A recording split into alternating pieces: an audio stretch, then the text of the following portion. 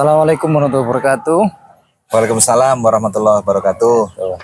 Pada hari ini saya berada di Gedung Pasca Sarjana YIN Kediri, bertemu langsung dengan beliau Bapak Mukhibbuddin, Kepala SMA Negeri 4 Kota Kediri. Dan pada hari ini beliau sebentar lagi ada kuliah di S3. Beliau ini senior saya, semangatnya menuntut ilmu luar biasa. Semoga sukses Bapak. Amin, amin, amin. Amin. Pada hari ini saya akan melaksanakan tugas demonstrasi kontekstual pada modul 3.1, yaitu terkait pengambilan keputusan yang mempertimbangkan nilai-nilai kebajikan. Bagaimana kabarnya hari ini Bapak? Alhamdulillah, sehat dan bahagia. Sehat dan bahagia, salam bahagia. Itu yang selalu kita harapkan setiap hari, semoga tetap dalam keadaan sehat. Amin, amin. Bapak, sebelumnya terima kasih atas waktu yang diberikan kepada saya untuk mewawancarai panjenengan. Saya ingin mendapatkan ilmu atau pengalaman dari panjenengan yang telah menjadi kepala sekolah di SMA Negeri 4. Tentunya panjenengan banyak pengalaman-pengalaman. Bapak, selama ini Bapak pernah menemukan atau mengidentifikasi kasus yang merupakan dilema etika atau bujukan moral? Pernah, dan itu kadang juga terjadi.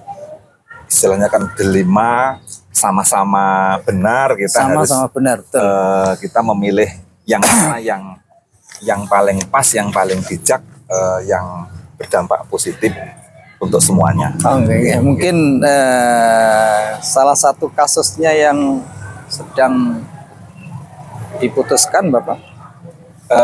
Kemarin tuh kita kan punya siswa ADEM atau program afirmasi pendidikan. Anak Papua itu kelas 10 itu ada 4 anak, tetapi ada satu yang kebetulan sakit, kemudian juga ditemani oleh siswa ADEM dari sekolah lain. Nah, ini juga menimbulkan problem seperti itu. Bapak, bagaimana cara pengambilan keputusan di sekolah Bapak, terutama dalam kasus-kasus yang seperti Bapak sampaikan tadi? Ya, kita yang pertama ini koordinasi dengan ibu pengasuh kalau itu. Juga dengan tim pengembang sekolah, karena semua harus tahu, juga melibatkan waka kesiswaan.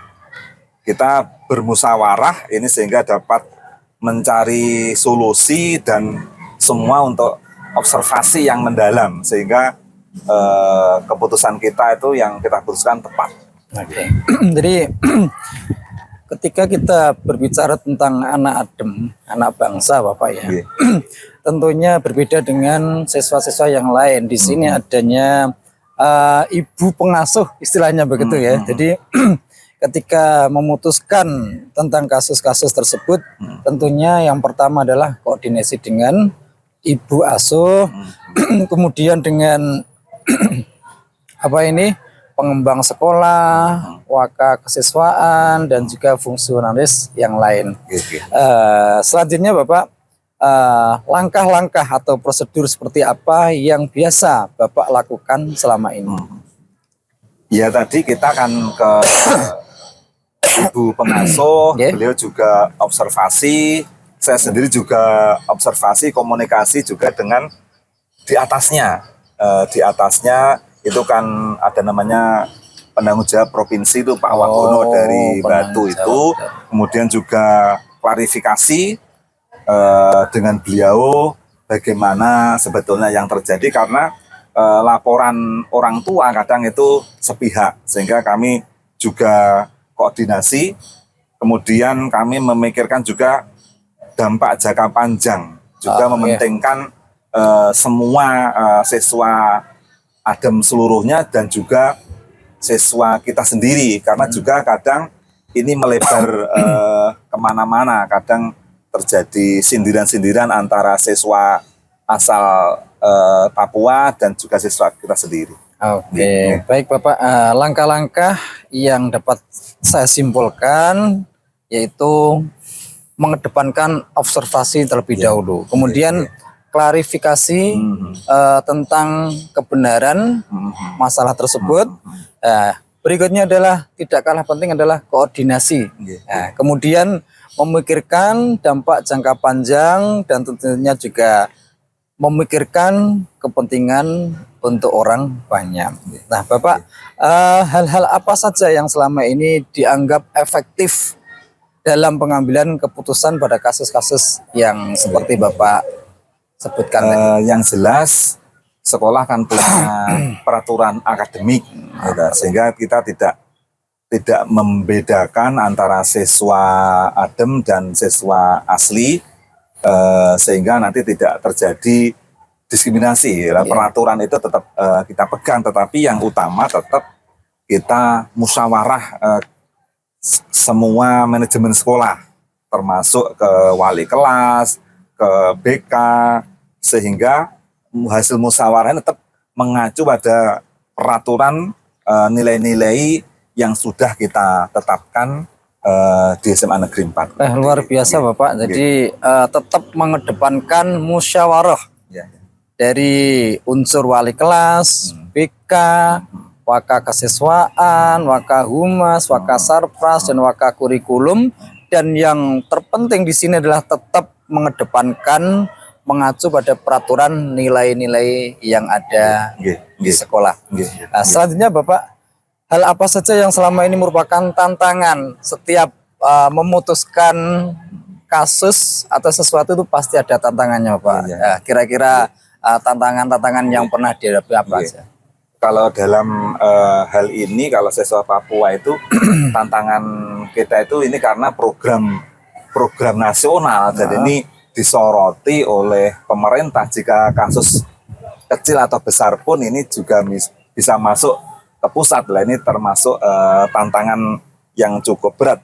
Tetapi ini istilahnya dari kebutuhan kita dan aturan kita ini tetap kita sesuaikan seperti itu.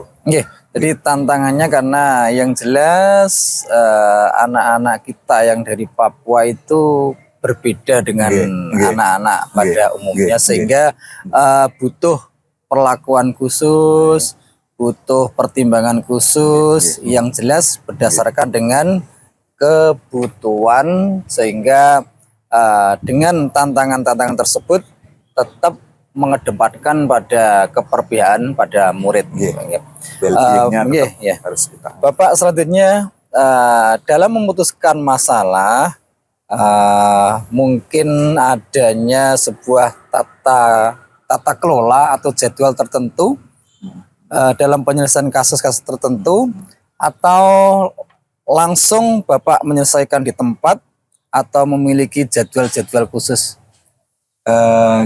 Kita prosedurnya istilahnya dalam kasus ini kan ada intinya ada mungkin peringatan dulu, seumpama dari siswa itu kok langsung lapor ke orang tua dan orang tua langsung lapor ke pusat, kan logikanya seharusnya kan dia lapor ke pengasuh dulu, sehingga kita sempat nggak tahu itu. Kita ada peringatan, kemudian anak tersebut kita panggil, kita koordinasi, kemudian kita adakan rapat tim pengelola untuk agar anak-anak khusus ini semuanya bisa berjalan dengan baik sesuai target dari pemerintah pusat. Berarti ada agenda rapat tertentu Bapak setiap memutuskan masalah-masalah yang memang berat gitu, dan kemudian ada tahapan-tahapan tertentu sehingga dalam memutuskan masalah agar tetap fokus dan menghasilkan hal-hal yang terbaik dan bertanggung jawab. Bapak selama ini apa yang mempermudah, atau adakah seseorang atau faktor yang selama ini bisa mempermudah atau membantu Bapak dalam menyelesaikan masalah atau pengambilan keputusan? Di sekolah kita ada struktur organisasi, memang kepala sekolah itu menjadi top manajemen, tapi Top di bawahnya ada manajemen, di bawahnya ada wakil kepala sekolah, kemudian yang sejajar juga ada komite pengawas. Dan dalam hal ini kalau kasus siswa itu ya ke wakil kesiswaan, kemudian turun ke wali kelas, ke guru BK, dan mungkin juga melibatkan komite juga atau juga ke orang tua siswa. Baik, luar Oke. biasa. Oke. Jadi melibatkan kalau kesiswaan berarti kesiswaan, wakil siswaan, Ya. kemudian wali kelas, kemudian BK, Oke. dan bila perlu kalau sangat berat dengan komite. Dengan Bapak. komite juga, karena jadi seluruh sivitas melibatkan akademik, orang tua siswa kan. ya, Oke. dan juga termasuk orang tua siswa juga Iya, orang tua terlibat ya. terlibat. Oke. Oke, oke. Bapak, dari apa yang Bapak sampaikan, tentunya ada sebuah pembelajaran ya, untuk diambil sebuah pembelajaran demi kebaikan di masa depan. Kita kalau memutuskan sesuatu itu harus observasi yang mendalam dulu, kemudian klarifikasi, koordinasi, kemudian musyawarah terhadap semua yang terkait, sehingga keputusan hasil musyawarah ini bisa tepat untuk jangka panjang ataupun jangka pendek, dan tidak ada hal yang fatal yang merugikan semua pihak. Oke. Oke. Baik Bapak, dalam pembelajaran yang didapat dalam memutuskan satu perkara adalah yang pertama adalah mengidentifikasi masalah yang terlebih dahulu, kemudian mengobservasi, kemudian koordinasi, dan yang paling penting di sini adalah tanggung jawab. Iya, oke. Gitu Bapak. Oke. Baik Bapak, senang bertemu panjenengan selaku senior saya. Terima kasih atas waktu yang diberikan kepada saya. Semoga bermanfaat. Tentunya saya bertambah pengalaman dari penyelesaian kasus-kasus yang Bapak alami. Semoga S3-nya lancar dan Amin, sukses. amin. Semoga Pak Gus Zakir juga cepat ini selesai untuk guru penggeraknya, dan nanti terus juga mengikuti langkah kami. Mudah-mudahan Amin, amin, bisa amin. ikut calon kepala Amin. sekolah. Mohon doanya. Nggih. Barakallah. Sama-sama. Terima Nggih. kasih. Assalamualaikum warahmatullahi wabarakatuh. Waalaikumsalam warahmatullahi wabarakatuh. Waalaikumsalam warahmatullahi wabarakatuh. Bagaimana kabarnya Bapak? Alhamdulillah sehat selalu. Alhamdulillah. Bapak, mohon izin pada hari ini saya bersilaturahim ke SMA Negeri 6 ini bertemu dengan Bapak dalam rangka melaksanakan tugas saya selaku calon guru penggerak Angkatan 8 Kota Kediri yang akan melaksanakan tugas demonstrasi kontekstual pada waktu 3.1 tentang pengambilan keputusan yang mempertimbangkan nilai-nilai kebajikan.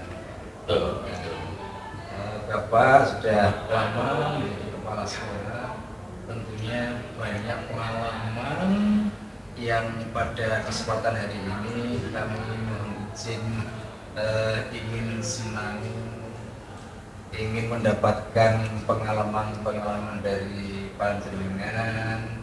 Semoga kegiatan ini nanti kita berjalan dengan lancar. Amin. Bapak selama menjadi kepala sekolah tentunya pernah mengalami, menemukan atau mengidentifikasi masalah-masalah yang rumit, masalah-masalah yang sulit, di mana masalah-masalah itu berbenturan dengan antara benar, kemudian benar dan salah, istilah lain adalah logika dan kejujuran. Betul. Ya. Jadi begini, berkaitan dengan beberapa kasus ya, kasus dilematika moral ya. Jadi kalau saya mengidentifikasi itu harus banyak melibatkan teman-teman. Yang pertama,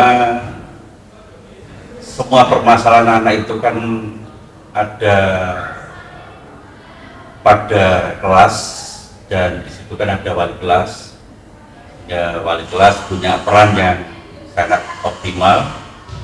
Kemudian komunikasi dengan Bapak Ibu guru BK itu pasti untuk memberikan pendampingan terhadap anak-anak. Kemudian identifikasi berikutnya tentunya secara prosedural, wali kelas, BK, kemudian ke taraf baka, wakil kepala sekolah. Tentunya di situ nanti kalau bersentuhan dengan anak-anak nanti melibatkan langsung pada waka kesiswaan, sehingga masuk pada saya itu anak-anak sudah betul-betul bisa kita pilah-pilah permasalahan apa yang terjadi di anak-anak itu. Saya kira itu. Jadi kita banyak melibatkan pihak untuk mengidentifikasi temuan-temuan atau masalah-masalah yang seputar di dalam etika anak-anak. Baik Bapak, jadi dalam pengambilan keputusan tentunya tidak sendiri Bapak. Betul. Masalahnya masalah yang rumit, masalah besar, dibutuhkan semacam koordinasi, kolaborasi dari berbagai pihak, mulai dari teman-teman guru, seminaris, kemudian tidak kalah penting dengan wali kelas dan BK Bapak, dan juga pihak-pihak yang terkait. Lantas Bapak, bagaimana Bapak menjalankan pengambilan keputusan di sekolah Bapak, terutama pada kasus-kasus di mana ada dua kepentingan yang sama-sama benar atau sama-sama mengandung nilai-nilai kebajikan? Jadi terima kasih. Tadi sudah kami sampaikan bahwa permasalahan anak-anak itu kita harus sebanyak-banyaknya mencari informasi dan data kepada anak-anak, sehingga kalau terjadi misalkan studi kasus bahwa ada anak yang punya permasalahan yang cukup berat misalkan,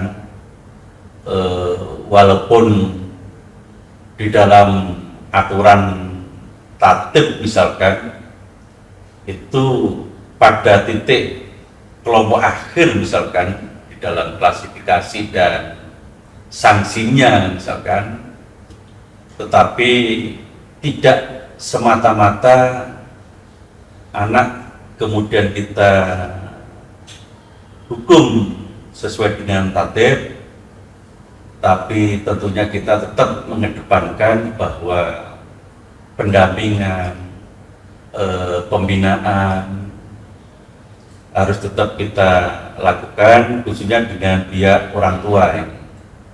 Di banyak anak kadangkala di lingkungan keluarganya itu tidak ada masalah, baik-baik saja, tetapi si anak ini di luar, di lingkungan sekolah ada beberapa indikasi-indikasi tidak baik, sehingga untuk mengkomunikasikan itu maka pihak kami baik dari wali kelas, BK harus betul-betul bisa mengkomunikasikan dengan orang tua wali, dan tetap kita mempertimbangkan bahwa anak harus tetap kita beri pendampingan yang sebaik-baiknya kita laksanakan dengan hati nurani yang baik untuk mengambil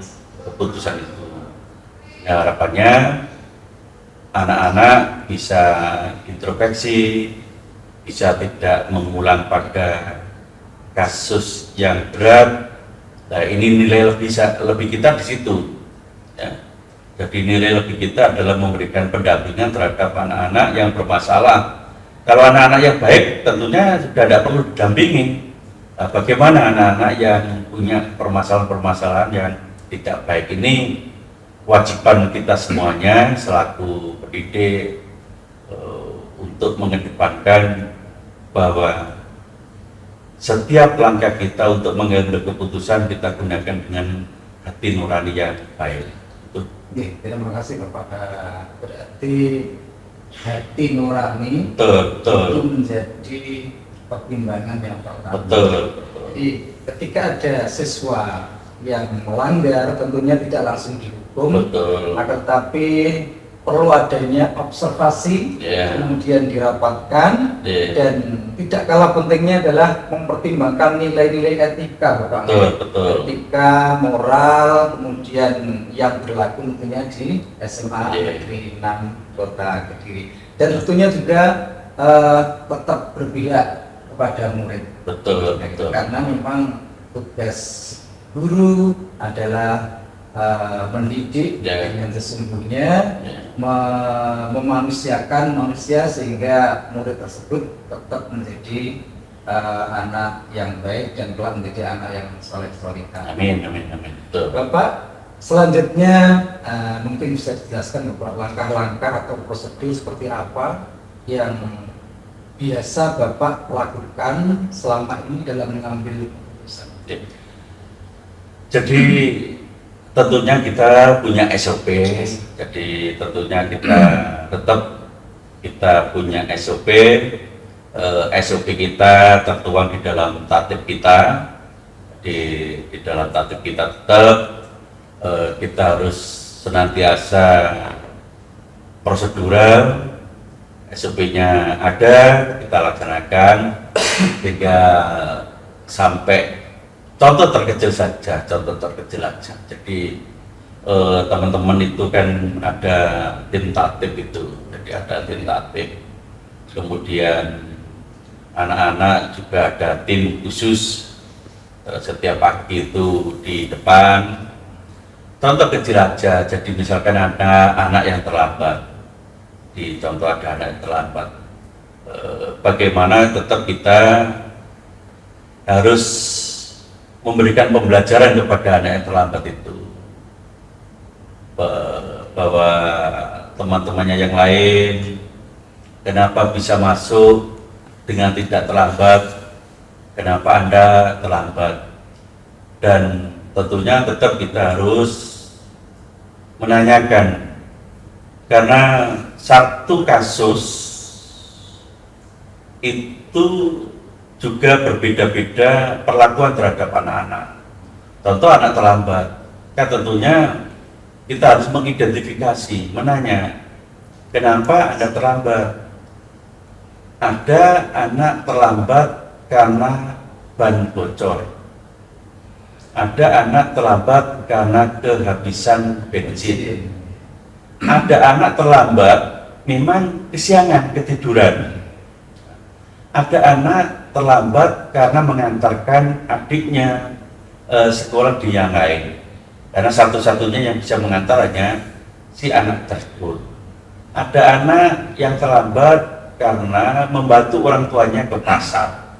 Nah, ini sama-sama persoalannya adalah terlambat, tetapi karena penyebabnya berbeda-beda, maka di dalam pendekatan kita, perlakuan kita terhadap contoh saja yang terlambat tentunya juga harus berbeda-beda. Tidak boleh kita salah mengambil satu keputusan kebijakan tanpa dikomunikasikan, tanpa kita tanya, maka anak kemudian dianggap misalkan ada pengurangan poin dan sebagainya. Itu 3 kali yang ada kemudian kita komunikasikan dengan orang tua. Jadi teman-teman wali kelas juga, kemudian ini contoh aja yang terlambat ya, jadi kita komunikasikan, orang tua dihubungi untuk datang ke sekolah, untuk kita sampaikan bahwa Bapak Ibu, putra Ibu tanggal ini terlambat seperti ini, Bapak Ibu putra terlambat hari ini terlambat seperti ini, hingga sama-sama kemudian bisa untuk mengambil keputusan yang terbaik. Jadi misalkan tadi Bu, apa benar ikut membantu mempersiapkan dagangannya jenengan di pasar? Kalau misalkan betul, ya tentunya kita minta kepada si ibu, Bu, bagaimana kalau membantunya agak pagi sehingga putra ibu nanti tidak terlambat datang ke sekolah, sehingga tidak nanti menjadi bahan dilihat oleh teman-temannya. Jadi itu kita harus senantiasa komunikasi yang sebaik-baiknya, kita bijaksana betul, jadi kita harus membijaksanai betul tentang berbagai permasalahan-permasalahan. Dan itu hanya contoh yang terlambat. Tentunya banyak sekali contoh-contoh yang lain yang lebih berat. Ini contoh kecil aja yang terlambat. Lanjut.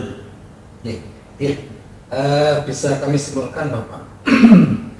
Dalam langkah-langkah prosedur yang biasa dilakukan adalah tetap mengedepankan SOP. Betul. Terutama di sini ada rapid tentatif, jadi dicontohkan bahwa ada siswa yang terlambat, tentunya tidak langsung dihukum Bapak. Ya betul. Kita butuh klarifikasi, mengidentifikasi, karena siswa yang terlambat sendiri alasannya bermacam-macam, ada yang mungkin sakit perut, tidak Bapak. Yeah. Sehingga perlu ada kebijaksanaan dalam menangani masalah-masalah yang ada. Tentunya dengan observasi, klarifikasi, kemudian koordinasi, dan yang paling penting lagi Bapak ternyata memikirkan dampak jangka panjang dan kepentingan masyarakat yang banyak Bapak.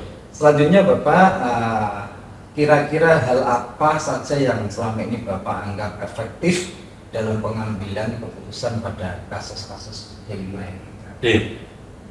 Jadi berdasarkan pengalaman bahwa kita itu tetap mengedepankan pengambilan itu yang manusiawi. Jadi arti manusiawi itu ya kalau misalkan ada permasalahan itu tidak menjadi objek, tapi seseorang anak itu tetap kita dudukan sebagai subjek. Jadi tetap kita ajak berdiskusi, jadi berdiskusi bahwa permasalahan ini tentunya juga tidak benar misalkan, maka Anda harus berjuang keluar dari permasalahan itu, sehingga tetap adanya komunikasi yang harmonis. Ini saya tekankan, komunikasi yang harmonis antar semua elemen yang ada, antar unsur yang ada. Jadi tetap peran dari Bapak Ibu guru, karena mungkin Bapak Ibu guru pada waktu mengajar ada anak tidur, ada anak yang tidak mengerjakan, biasanya beliau-beliaunya kan kemudian mengadukan kepada Bapak Ibu wali kelasnya. Nah, sampai sejauh mana Bapak Ibu wali kelas kemudian nanti koordinasi dengan teman-teman dari BK yang bisa memberikan pendampingan, bisa memberikan konseling kepada anak-anak itu, tentunya pada tingkat wakar. Dan yang terpenting, sekecil apapun saya dengan teman-teman itu harus dikomunikasikan dengan pihak orang tua. Ini jadi pihak orang tua punya peran yang sangat penting untuk kita ajak bersama-sama untuk menyelesaikan problem-problem yang ada di dalam putra putrinya itu. Jadi izin menyimpulkan bahwa yang efektif adalah komunikasi yang harmonis. Betul. Jadi semua pihak Bapak. Yeah. Di sini intinya adalah kemanusiaan dinomor-satukan Bapak, Yeah. karena memang pendidikan itu harus memanusiakan manusia sesungguhnya. Bapak dalam mengatasi masalah-masalah tentunya tidak luput dengan tantangan-tantangan yang selama ini Bapak hadapi. tantangan seperti apa Bapak? Ya, jadi tentunya banyak tantangan-tantangan yang ada. Kadangkala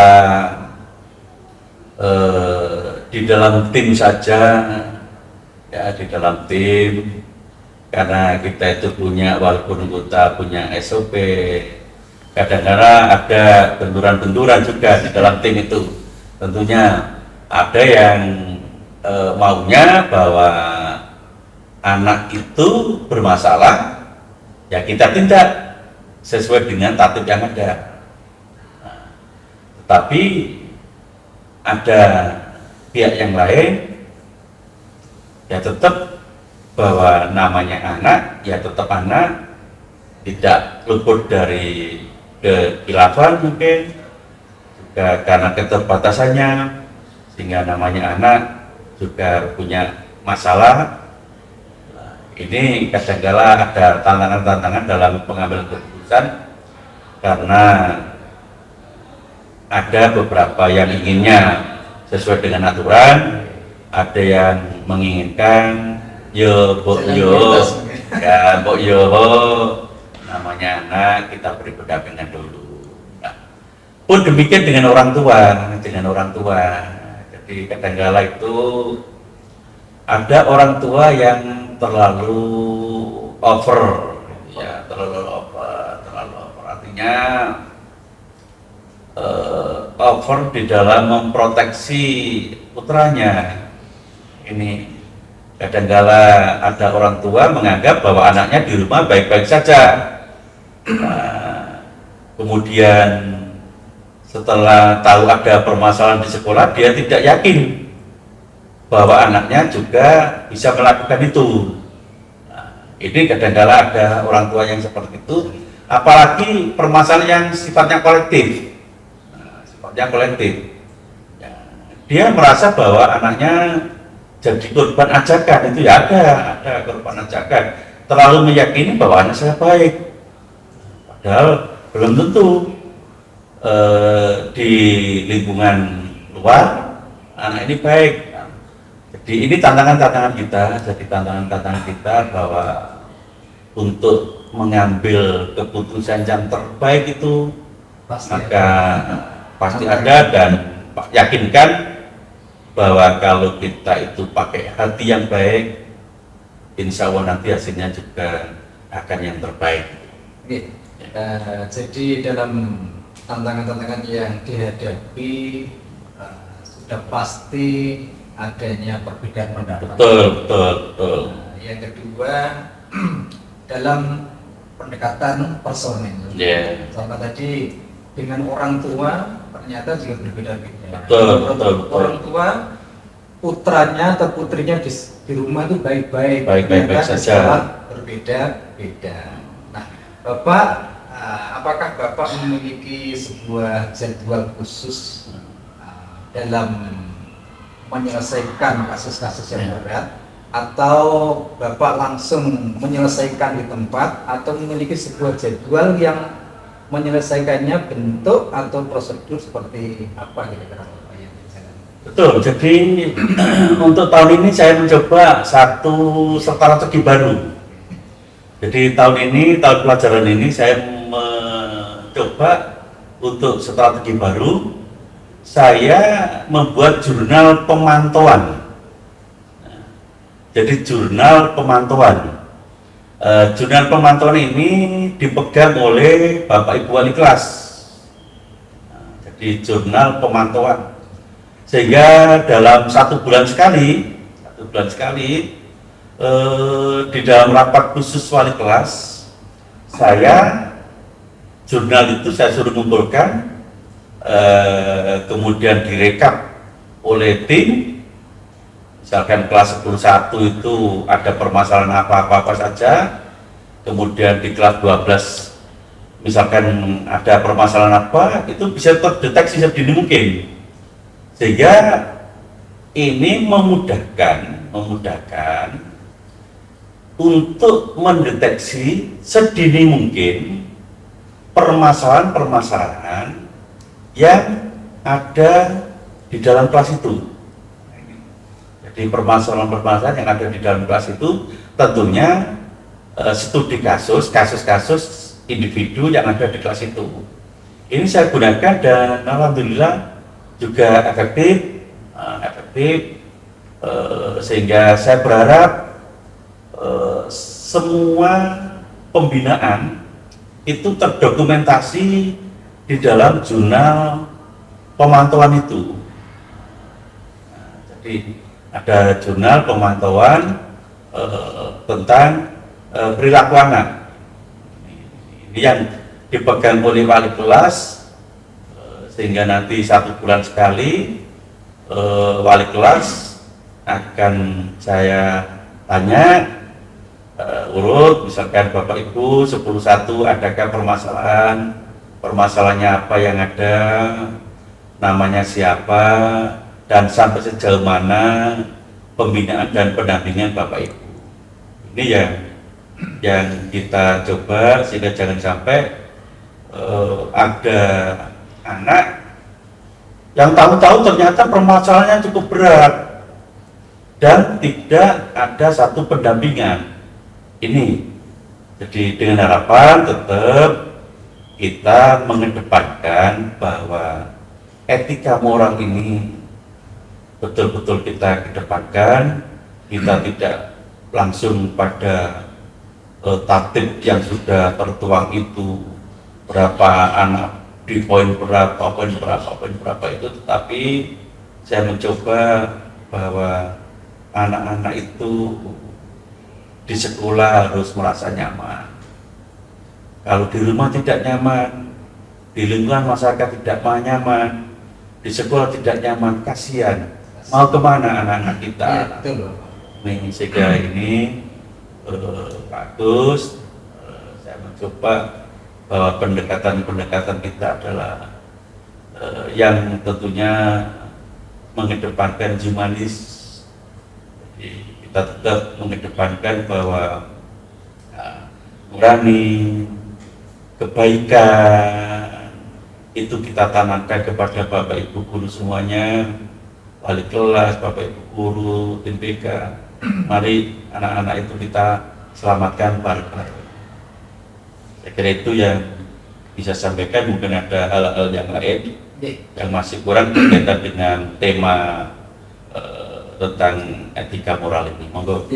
Bapak, tentunya menarik sekali Bapak. Dalam satu strategi yang baru Bapak sampaikan, yaitu adanya jurnal pemantauan siswa yang itu dipegang oleh wali kelas, dan setiap 1 bulan sekali wali kelas ada koordinasi dengan perkembangan siswa yang baru. Ini menarik, perlu kami informasikan ke SMA Negeri Birawan Tinggi Bapak. Monggo. Oke, Bapak, selanjutnya adakah seseorang yang membantu atau faktor-faktor yang selama ini mempermudah atau membantu Bapak dalam pengambilan keputusan dalam kasus-kasus dilema etika?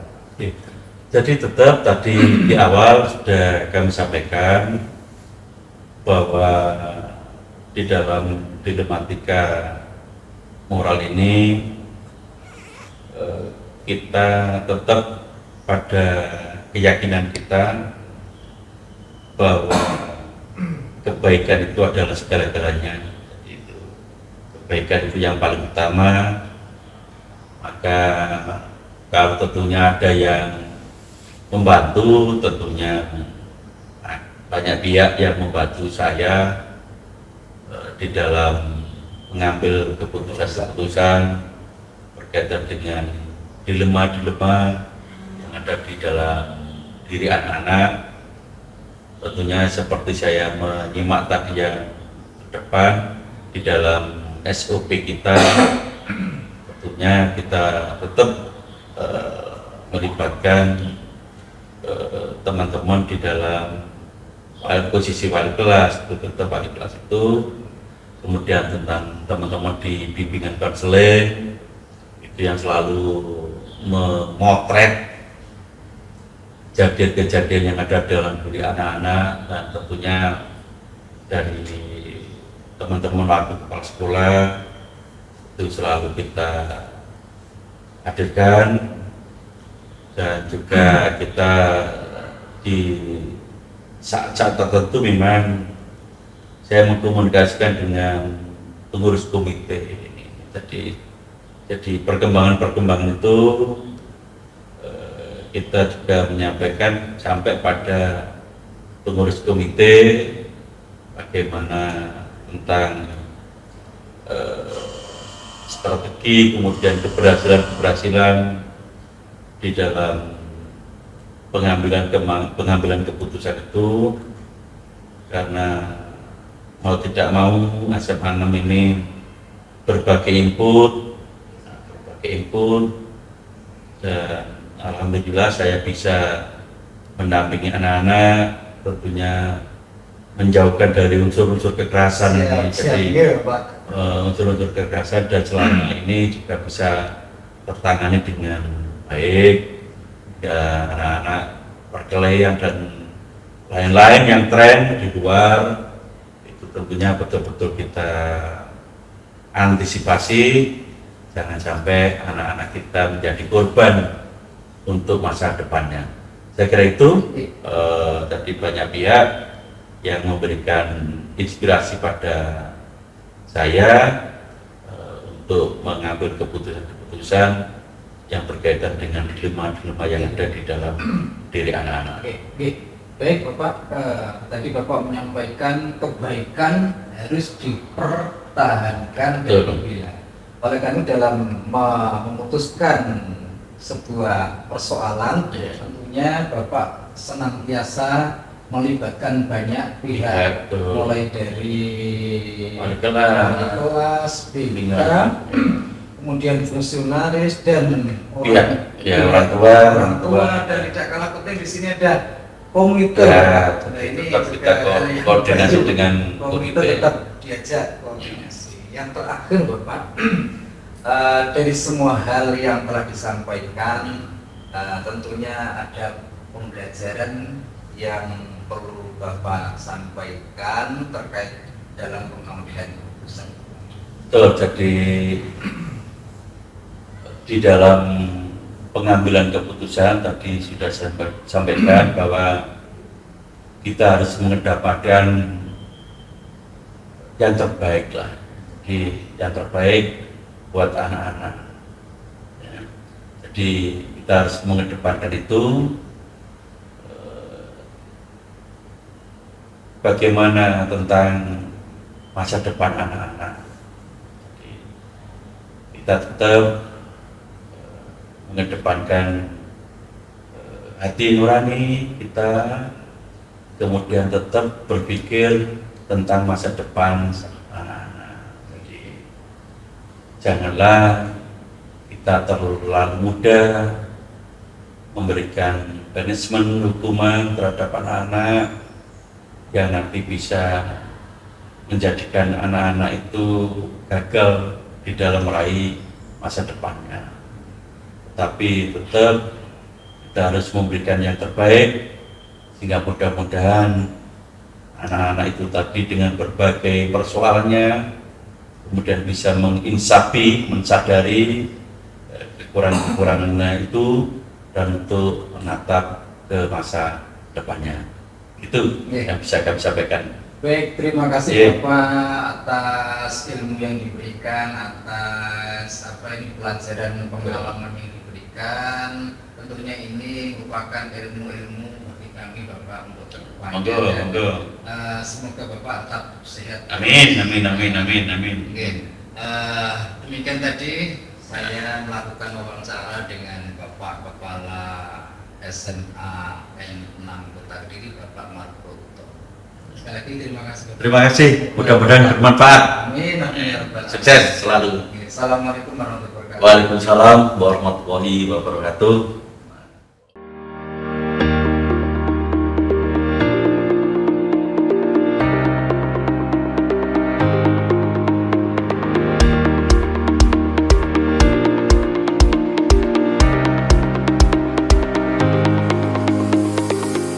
Assalamualaikum Bapak. Waalaikumsalam.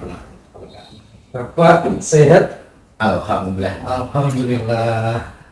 Bapak mohon izin pada kesempatan ini saya akan melaksanakan tugas modul 3.1 yaitu tentang terkait pengambilan keputusan di lima etika atau yang mempertimbangkan nilai-nilai kebajikan.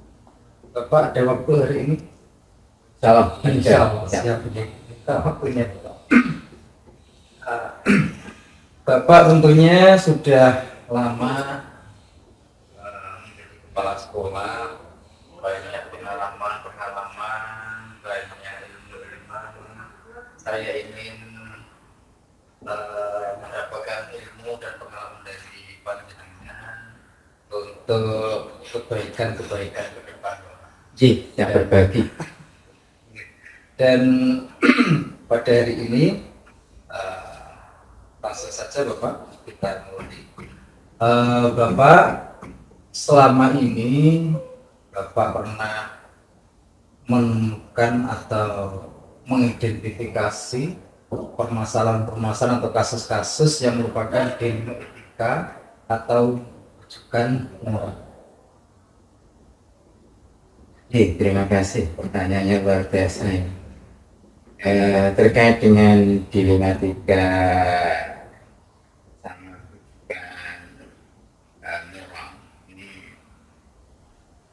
sebuah pengambilan keputusan, sebuah pengambilan solusi penyelesaiannya yang harus diambil dengan mengedepankan adalah kepentingan bersama. Ya, kasus itu banyak, baik yang kecil, yang menengah, yang besar. Yang besar itu yang banyak melibatkan pihak-pihak yang terkait. Ya, selama saya menjadi pimpinan, ada beberapa kasus kita ambil ya, yang biasa aja ini, yang sering kita jumpa. Suatu saat saya ingin menjadikan sebuah sekolah itu menjadi sekolah independen. Sekolah ini didukung oleh semua elemen yang ada di sekolah tersebut, baik siswa, orang tua, dan didukung pula oleh dinas terkait. Di sini ada cabang dinas pendidikan, ada dinas pendidikan provinsi. Suatu saat, karena kita ingin sekolah ini menjadi sekolah independen, otomatis ada namanya produk-produk unggulan. Kita sudah ya, di saat semuanya sudah setuju, ternyata ada beberapa bapak ibu guru yang kurang terkenal. Ada ini sebuah program yang luar biasa yang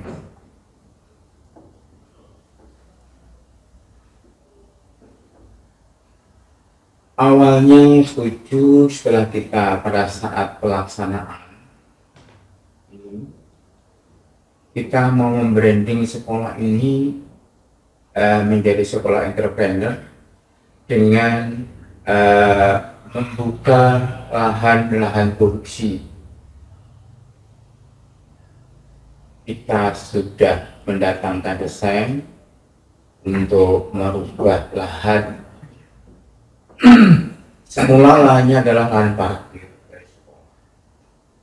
Ini mau kita semua nantinya menjadi lahan produksi. Di situ ada supermarket SM, ada radio mininya SM, terus ada teknik kendaraan ringan dari SM.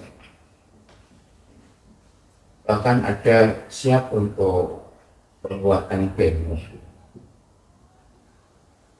Setelah ini kita desain seperti itu. Ternyata ada beberapa kendala. Kendalanya dari Bapak Ibu dulu aja. Menyampaikan kalau lahan ini dipakai tempat pusat ekonominya yang ada di sekolah. Muncul permasalahan karena awalnya tempat parkir, otomatis kita akan membuat lahan parkir yang baru. Kita sudah disiapkan lahan parkirnya tidak berada di sekolah karena mengingat lokasi yang ada di sekolah ini tidak mencukupi untuk dipakai lahan parkir. Ya lama kita berargumen, berkomunikasi yang baik agar nantinya kalau program ini terjadi, otomatis nanti semua bisa mensupport, mendukung, baik dari stakeholder yang ada di sekolah maupun dinas yang terkait.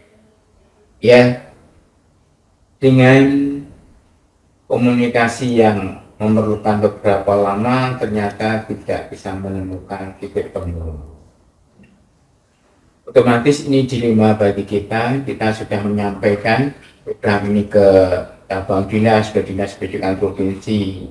Ya ternyata saya selaku pimpinan yang ada di sekolah tersebut, ya otomatis ya dibilang kecewa ya kecewa, tapi ini kita ambil sebuah kebijakan yang bagus yang nantinya tidak memberikan kecewaan dari teman-teman. Biar individu saya yang kecewa. Dari pertemuan itu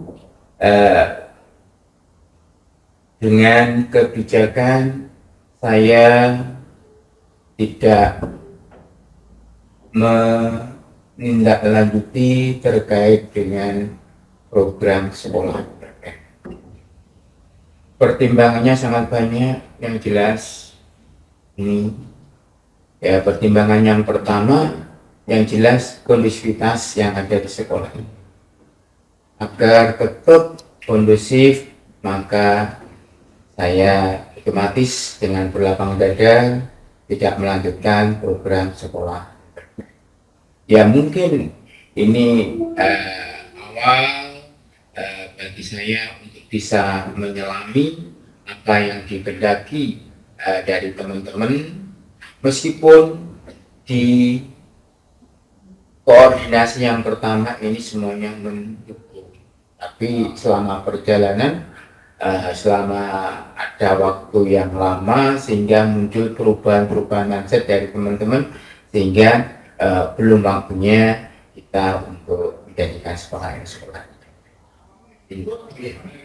Bapak menarik sekali bahwa pengalaman Bapak bahwa pernah mempunyai cita-cita ingin mewujudkan sekolah entrepreneur, yaitu membuka lahan menjadi produksi. Setelah koordinasi dengan kepala dinas, bapak ibu yang lain, ternyata dari pihak bapak ibu guru ada yang tidak setuju. Karena ini merupakan dilema dan mempertimbangkan kebaikan-kebaikan yang ada, sehingga diurungkan program tersebut. Ya. Bapak tentunya dalam menjalankan pengambilan keputusan ini, kira-kira langkah-langkahnya bagaimana? Langkah-langkahnya memang awalnya saya mengajak untuk berkoordinasi. Yang jelas komunikasi itu yang penting. Ya kalau komunikasi sudah yang jelas, kita baru bisa ambil kebijakan. Yang jelas kebijakan yang kita ambil, ya prinsipnya tidak menguntungkan pada individu kita. Prinsipnya adalah menguntungkan kebersamaan. yang harus kita jaga dalam pengambilan sebuah Ya Bapak, dalam pengambilan keputusan tentunya Bapak menyampaikan tadi tentunya melalui koordinasi. Selanjutnya adalah berkomunikasi dengan yang baik, dan ini yang paling penting disampaikan Bapak tadi adalah mengambil kebijakan yang tidak mementingkan diri sendiri, tetapi untuk menguntungkan banyak orang, kebaikan untuk semuanya. Bapak, kira-kira langkah-langkah atau prosedur seperti apa yang bisa Bapak lakukan selama ini? langkah yang saya lakukan jika saya itu mendapat sebuah program, masalahnya kasusnya kan beda-beda, kasusnya itu beda-beda. Ambil aja ini sebuah kasus ya, kasus yang ada di SMA kita. Ini sebuah kasus yang selama ini saya baru menemukan terjadinya kurang adanya komunikasi antara beberapa guru. Ini membuat nantinya anak ini menjadi menjadi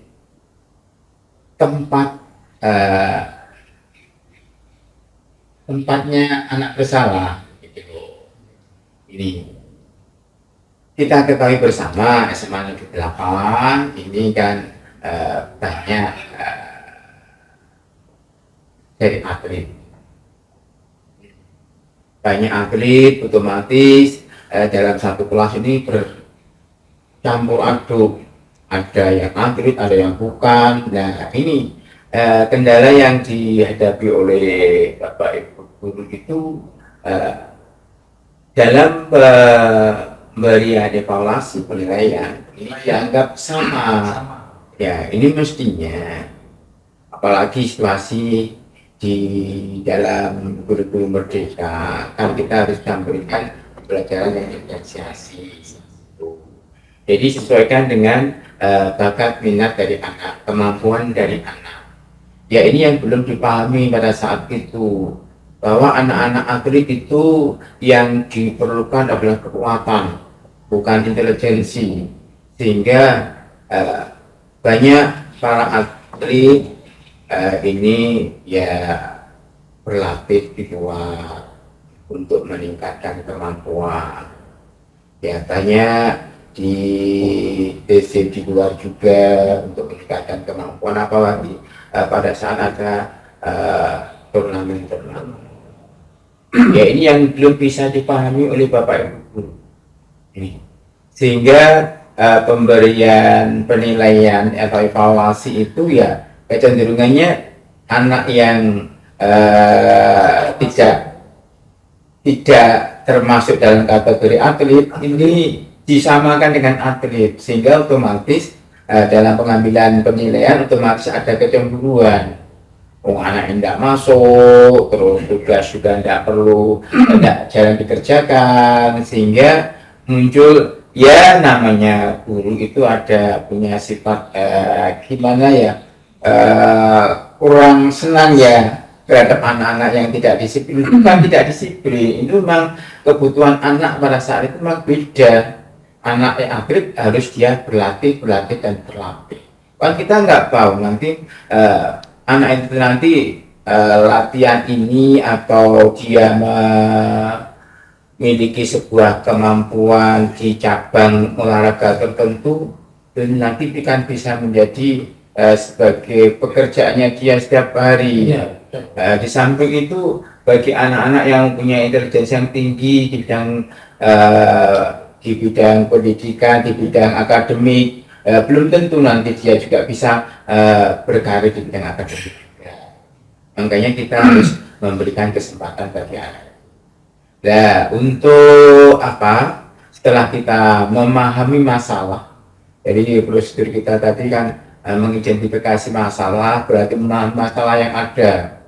Kalau sudah masalah ini kita pahami, berarti kita harus menguraikan masalah ini.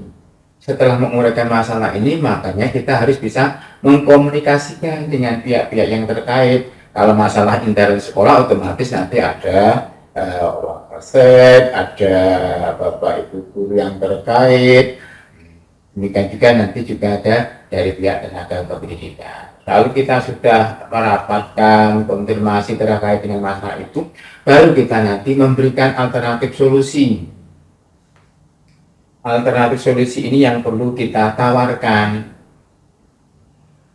Ya, kalau permasalahannya seperti itu, kita sudah mengkomunikasikan, kita memberikan alternatif. Alternatifnya ya ada beberapa alternatif yang kemarin, bagaimana kalau anak yang atlet kita pisahkan di kelas yang tersendiri, anak yang mempunyai intelijensi yang tinggi di bidang akademik kita selesaikan sendiri, anak yang mempunyai ya yang biasa-biasa, atlet juga biasa, ya akademiknya biasa kita kelompokkan sendiri. Ini namanya ya sebuah kebijakan yang bisa mewadai anak-anak itu semua. Jadi kalau sudah demikian, kita tawarkan alternatif itu. Kalau semuanya sudah oke, berarti kita kesepakati bersama, ya ini yang kita jalankan. Alhamdulillah dengan alternatif itu semua bisa memahami. Kita yang pandai di bidang akademik kita kelompokkan, yang punya bakat cabang olahraga tertentu kita kelompokkan, yang biasa-biasa juga kita kelompokkan. Dengan demikian, inilah memang yang harus kita lakukan dalam mengambil kebijakan. Baik Bapak, mengidentifikasi masalah, kemudian memahami masalah, memberikan alternatif yang terbaik, kemudian memikirkan dampak jangka panjang dan juga memikirkan kepentingan banyak orang. Yang jelas anak jangan menjadi korban gitu ya Pak. Jadi harus kita juga berpihak sama murid Ya, Bapak. itu. Nah, Bapak selanjutnya kira-kira hal apa yang selama ini Bapak anggap efektif dalam pengambilan keputusan? Dalam pengambilan sebuah keputusan, berarti kita harus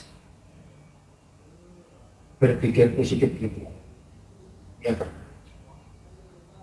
dengan berpikir positif berarti kita harus mengedepankan kepentingan bersama.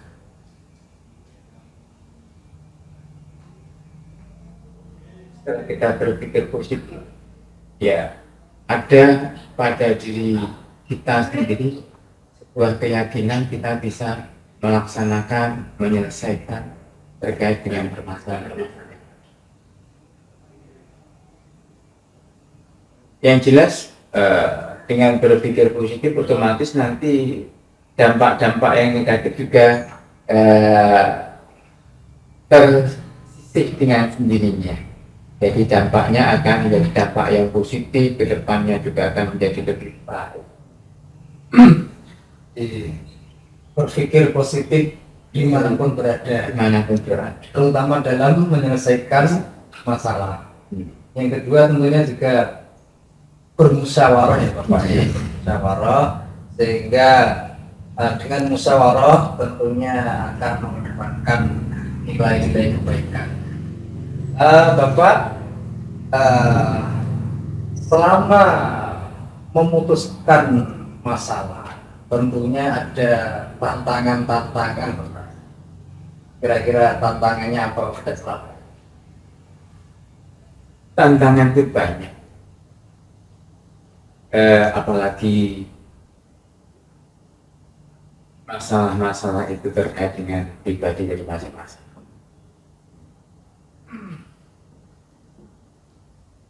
Otomatis kalau nanti unsurnya adalah unsur pribadi, like dislike, otomatis nanti juga ini menjadi beban bagi kita.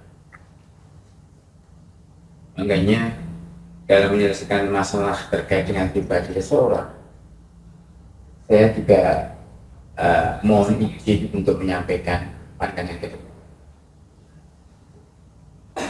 agar nantinya apa yang saya ambil itu nanti ya meskipun eh, menyakitkan, tapi karena kita bisa memberikan pandangan ke depan, insya Allah nanti bisa menerima dengan Siap. Jadi tantangan yang pasti ada ya Bapak ya, yaitu tentang kedekatan personal, yaitu bagaimana memahami pribadi masing-masing, karena setiap orang mempunyai prinsip pemikiran yang berbeda-beda. Yang kedua tentunya juga tadi disebutkan antara kebutuhan melawan aturan Bapak, sehingga di sini memang butuh kejelian dan yakin dengan tantangan-tantangan yang ada tetap bisa menyelesaikan. Bapak di dalam menyelesaikan masalah tentunya memiliki sebuah tata kelola atau jadwal tertentu. Apakah Bapak dalam mengambil keputusan langsung menyelesaikan di tempat atau mempunyai prosedur yang lain? Iya, terima kasih. Terkait dengan penyelesaian masalah itu, kalau saya pribadi, ini agar nantinya masalah ini tidak diketahui oleh orang lain. Dan yang kedua, masalah ini tidak dalam tanda kutip namanya ada pembiaran. Ini saya berprinsip untuk menyelesaikan masalah pada saat sebelum yang lain tahu, masalah ini harus bisa terselesaikan.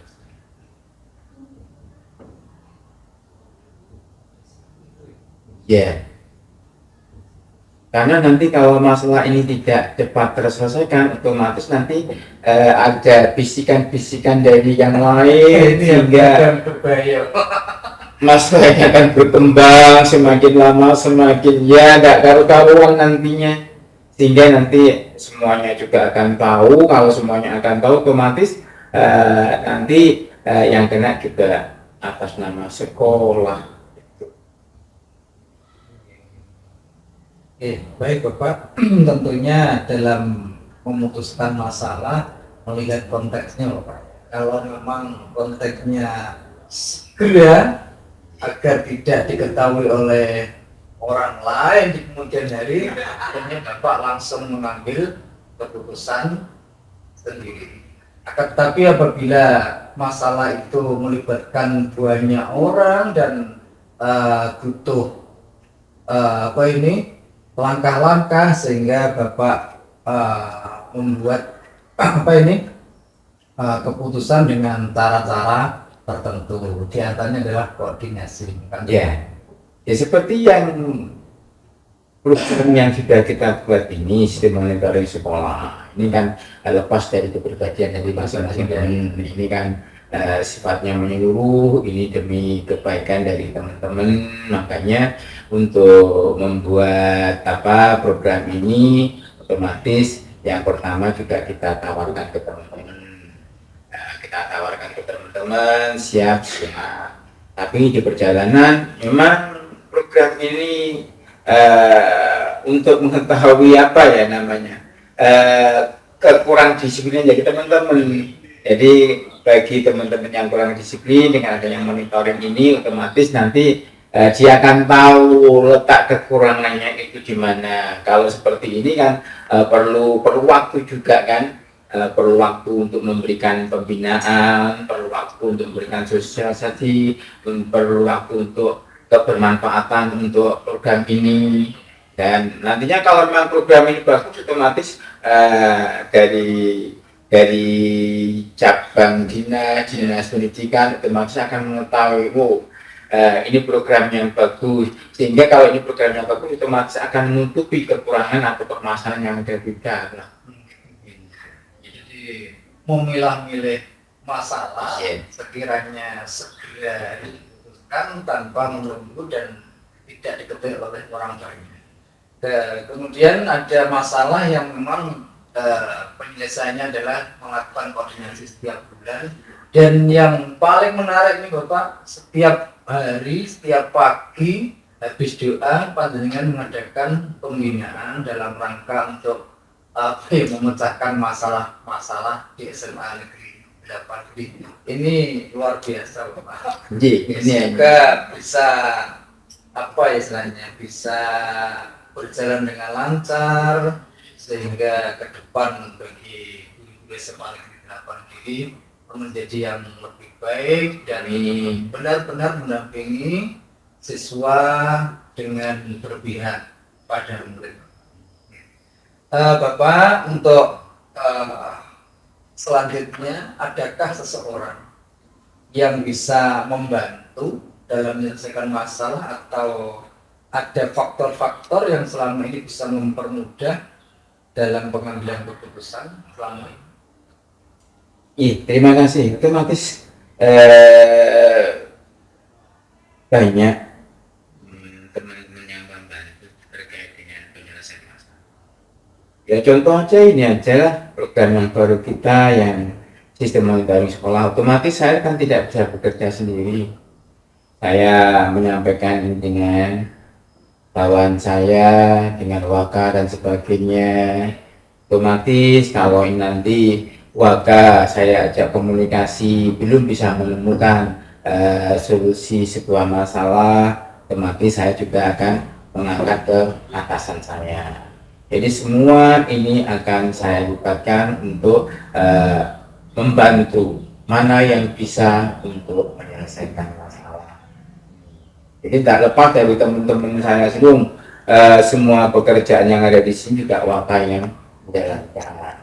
Kita semuanya sudah ada perannya sendiri-sendiri. Ada humas, ada sarpras, ada kesiswaan, dan ada guru-guru. Ini aja yang membantu saya untuk menyelesaikan masalah yang ada di sini. Dengan semuanya tim ini, waka ini menjadi solid, ini akan menjadi keuntungan bagi kita. Jadi sekolah ini akan semakin kondusif dengan kondisivitas yang ada di Kendaraan Bakar. Iya, ada masalah-masalah yang langsung Bapak bisa menyelesaikan dan juga ada masalah-masalah yang memang harus melibatkan banyak orang. Nah, di sini tentunya Bapak selalu melibatkan bawahannya, yaitu wakil kepala sekolah, ada wakil kesiswaan, waka kurikulum, waka humas, dan waka sarwas, dan bila perlu akan dibawa ke tingkat atasan. Luar biasa Bapak. Bapak, yang terakhir, dari semua hal yang Bapak sampaikan tentunya ada pembelajaran Bapak, diambil pengalaman dalam memutuskan sebuah masalah. Ini satu kuncinya, komunikasi dan komunikasi.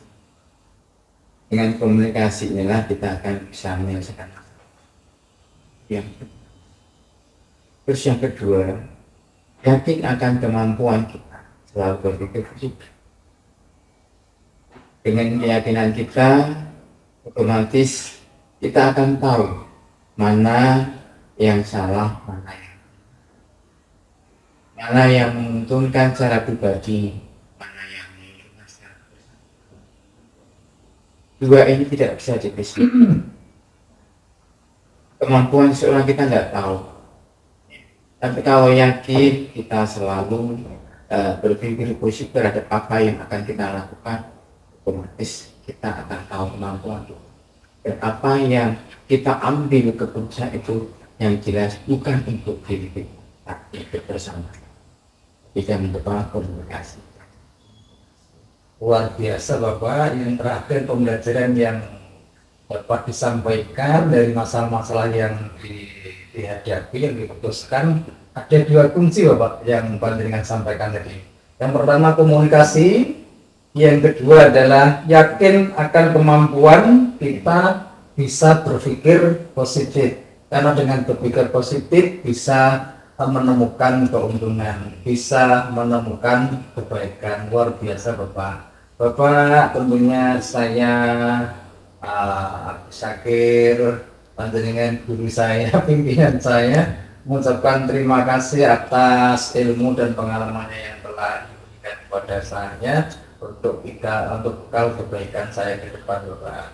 Sekali lagi terima kasih Bapak, Iya, semoga sama-sama. Bapak tetap sehat. Amin, amin, amin, amin. Terima Terima kasih. Jadi terima kasih kurang lebihnya, mohon maaf bahwa telah mengganggu waktunya, dan terima kasih telah diberikan waktunya. Assalamualaikum warahmatullahi wabarakatuh. Waalaikumsalam warahmatullahi wabarakatuh.